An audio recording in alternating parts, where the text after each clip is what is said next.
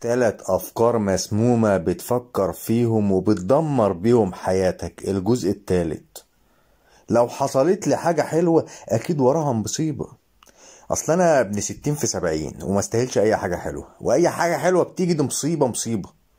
ده عقلك اللي اتعود على الخنقة دي لدرجة إنه بيشك في أي حاجة حلوة تحصل لك. بدل ما يفرح يفضل خايف. واحد يجيله شغلانة كويسة، بدل ما يفرح ويقول ده الحمد لله، يفضل يقول لا أكيد فيها فخ، أكيد فيها نصبايا، ويفضل بقى أكيد أكيد أكيد وما ينامش الليل. افتكر كويس إن الحلو مش دايم على طول، والوحش برضه مش دايم على طول. استمتع باللي بيحصل لك واحمد ربنا. أفكارك دي هي اللي بترفس النعمة من حياتك. تاني حاجة: اللي فات خلاص ضيع مستقبلي. الفكرة دي بتحول الماضي لسجن، تفضل فاكر ان غلطتين حصلوا زمان قفلوا عليك باقي العمر. زي لما تسيب مثلا الكلية وتفشل فيها، او تخسر فلوسك في مشروع، تفضل تقول انا بوظت حياتي خلاص، انا انتهيت، انا اتدمرت. يا ابني اقطع الفيلم ده كله. مفيش ماضي بيمنع المستقبل، الا لو انت عايز كده. اللي حصل حصل مهما كان، اللي فات فات ومات. اتعلم منه الدرس وبس، وبص لقدام دايما وعلى طول. تالت فكرة والأخيرة: لو حد نجح يبقى أنا فاشل، أنا فاشل.